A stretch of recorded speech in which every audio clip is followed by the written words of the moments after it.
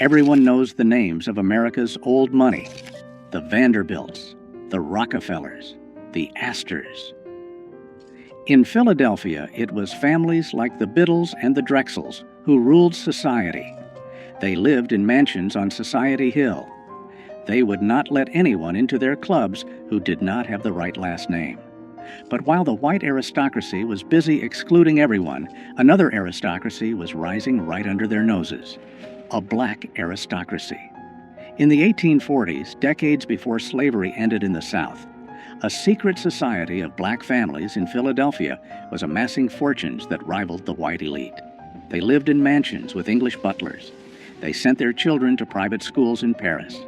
They owned the catering empires that fed the white upper class.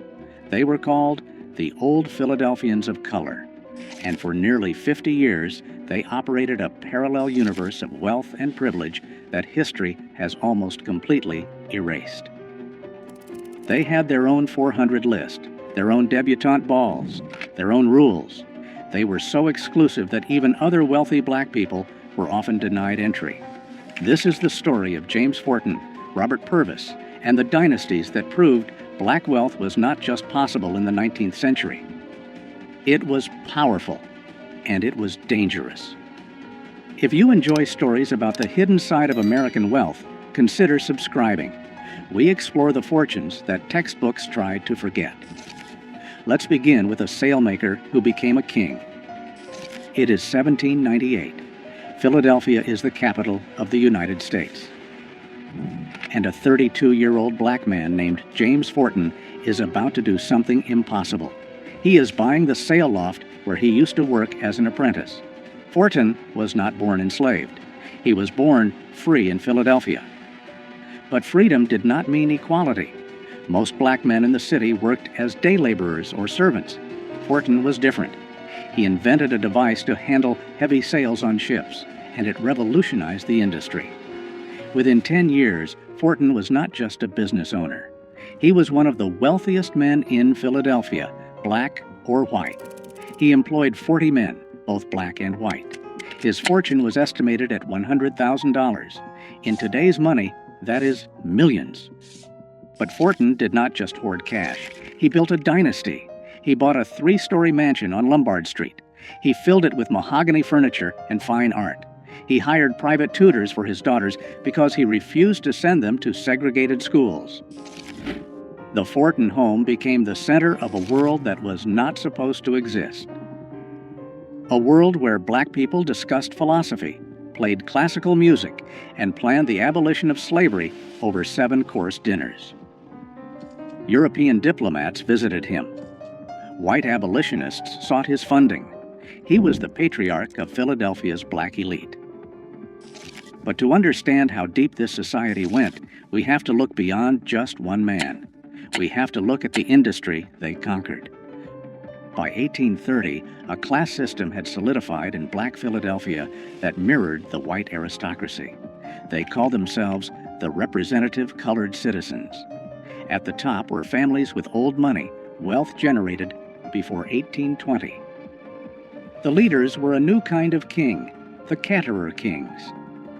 This sounds like a service job today, but in the 19th century, black caterers were the moguls of the food industry. They were the celebrity chefs and event planners of their era. Men like Robert Bogle and Peter Augustin did not just serve food, they controlled the social calendar of white Philadelphia. If the Biddles or the Whartons wanted to throw a ball, they had to hire Bogle. He owned the china, the silver, and the linens. He controlled the staff. Peter Augustin came from Haiti and brought French culinary techniques that dazzled American society. He invested his profits into real estate, buying buildings in the heart of the city. These families created a monopoly. They did not just work for white wealth, they leveraged it. They took the money from white society parties and funneled it back into black institutions. They built the churches, they funded the schools, and they intermarried. A Forten married a Purvis. A Minton married a Bogle. They created a closed loop of wealth that protected them from the racism outside their doors. They were the invisible backbone of the city's economy.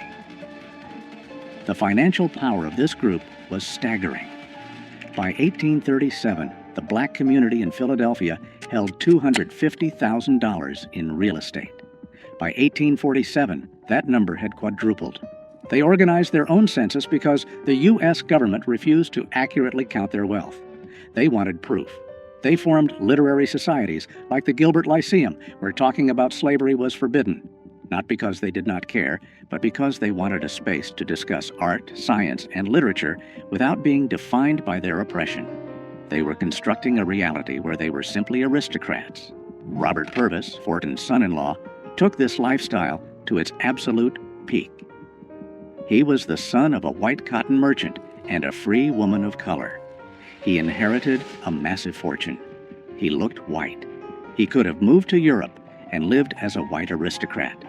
Instead, he stayed in Philadelphia and declared himself black. He built a country estate called Byberry. It had prize-winning livestock, rare gardens, and a library filled with first editions. It also had a secret trapdoor in the floor. While Purvis lived like a lord, he was also the president of the Underground Railroad. His mansion was a station for escaping slaves. This was the paradox of the black elite. They lived in luxury that rivaled the white upper class, but their lives were constantly in danger because of the color of their skin.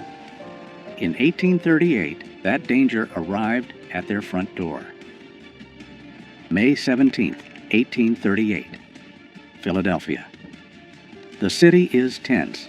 Abolitionists have just built Pennsylvania Hall, a grand building dedicated to free speech and ending slavery.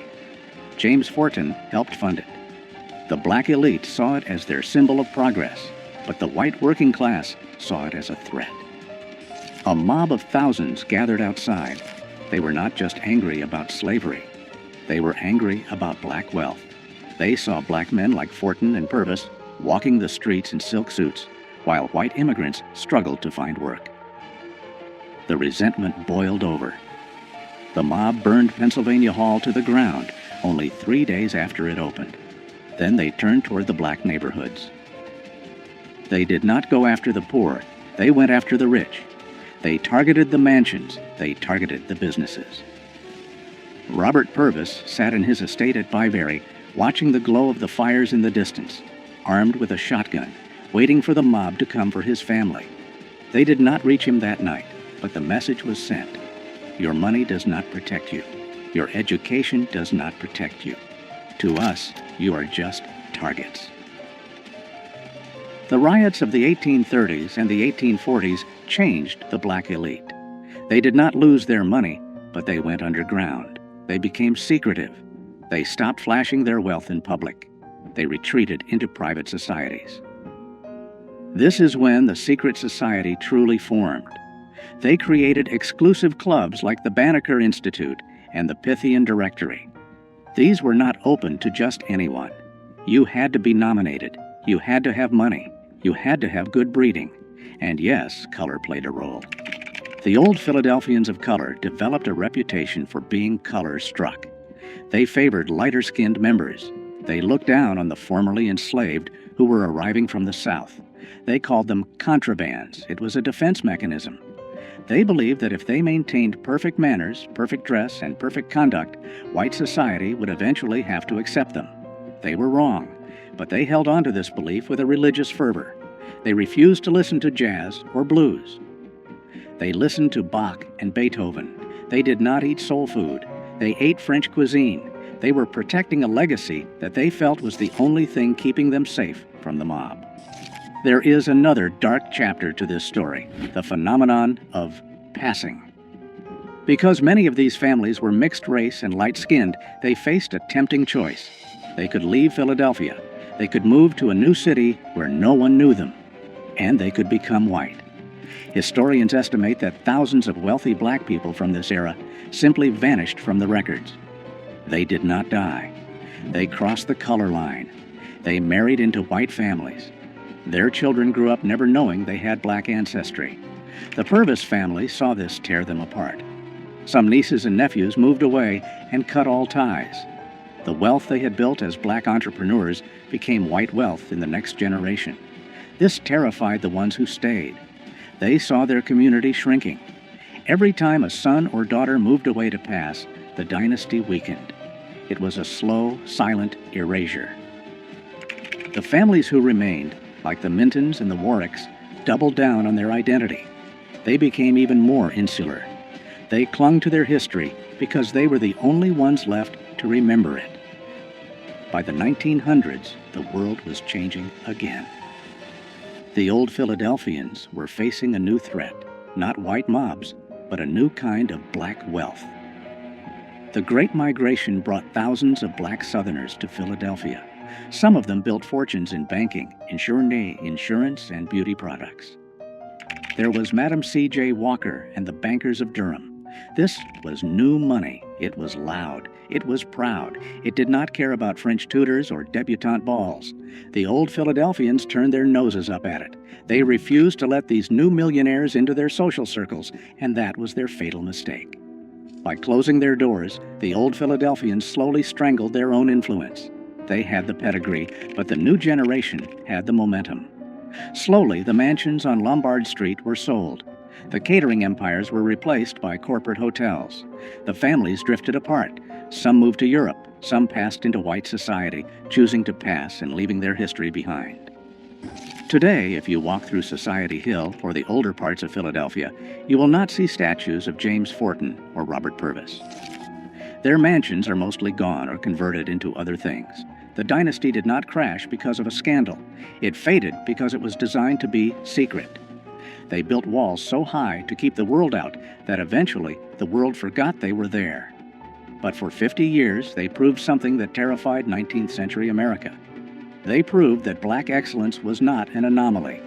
It was a civilization that thrived in the shadow of the Liberty Bell, building a definition of freedom that the Founding Fathers never intended. The Old Philadelphians are gone, but the foundation they built, the networks, the institutions, the very idea of black aristocracy survives in every black dynasty that followed. They were the first, and they paid the price of being first by being erased.